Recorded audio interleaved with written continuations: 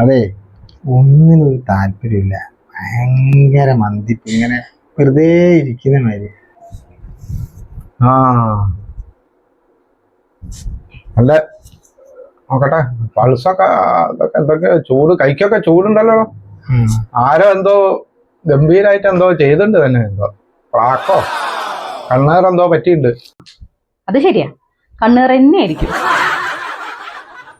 കൊറേ ലോഹ്യക്കാരികളുണ്ടല്ലോ ചുറ്റും കൂടി ഒന്ന് കണ്ണു വെക്കിണ്ടാവും. മത്തങ്ങ പോലത്തെ കവിള്, ഓ സുഹൃത്തേട്ടനെ കാണാൻ എന്ത് സുന്ദരൻ, എന്ത് നിറാം. പിന്നെ പറയാൻ പറ്റില്ല, ശത്രുക്കളും ഉണ്ടാവൂലേ. ഇത് അങ്ങനെ ശത്രുക്കൾ തന്നെ ആവണമെന്നൊന്നുമില്ല, മിത്രങ്ങൾക്കും ചെയ്യാം, പിന്നെ ബന്ധുക്കൾക്കും ചെയ്യാം. ബന്ധുക്കൾ ചെയ്ത കേസുകളൊക്കെ ഉണ്ട്. ചെയ്തിട്ടുണ്ടാവും, ബന്ധുക്കൾ ചെയ്തിട്ടുണ്ടാവും. അല്ല, ഇതിനിപ്പോ പ്രതിവിധി എന്തെങ്കിലും?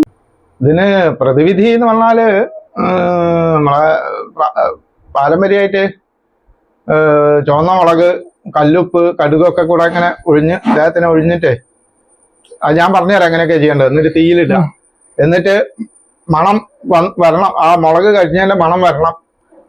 എന്നാൽ ബാധകളൊക്കെ പോയിന്നാ.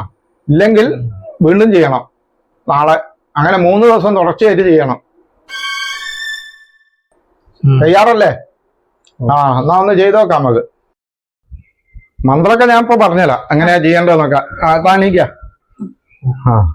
ഇവിടെ വന്നിട്ടേ ഇത് ഇങ്ങനെ ചെയ്യുമ്പോ ഇങ്ങനെ കിഴക്കതല്ലേ, കിഴക്കോട്ട് നോക്കി വേണം നിൽക്കാൻ. അപ്പൊ അങ്ങനെ നിൽക്കാം. എന്നിട്ട് ഇയാൾക്ക് വേണോ? ഇയാളെ കൂട്ടാ വേണമെങ്കിൽ ഇയാൾക്ക് വേണം വണ്ടി വരും. ഉപ്പ്, മുളക്, കടുകൊക്കെ എടുത്തിട്ട് കയ്യിലെടുക്കും. വലത്തെ കയ്യിൽ പിടിച്ച് ഇയാളെ കിഴക്കോട്ട് തിരിഞ്ഞ് നിർത്തിയിട്ട് ഈ ഇടത്തെ ചെവി കണ്ണട വയ്ക്കാം. ഇടത്തെ ചെവി മുതൽ വലത്തെ ചെവി വരെ ഇങ്ങനെ 3 വട്ടം ഒഴിയുക.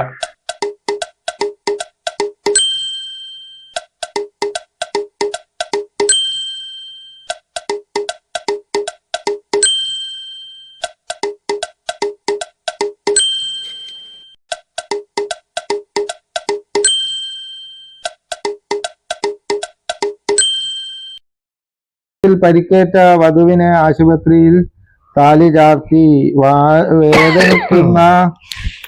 കഴിഞ്ഞോ? കഴിഞ്ഞു. ആരാ അടുപ്പിലിട്ട് ചുമച്ചിട്ട് വയ്യല്ലോ?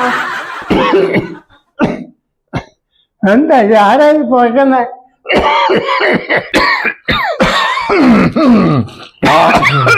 ശരിയാവുന്നുണ്ട്.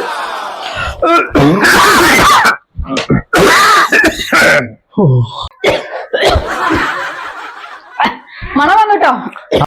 എന്താണോ ചെയ്ത്? അതെ, ഈ 2 മുളക് ഇട്ട എങ്ങനെ മണം വരാനാ? അതുകൊണ്ട് ഞാനൊരു 10-12 മുളക് ഇട്ടു.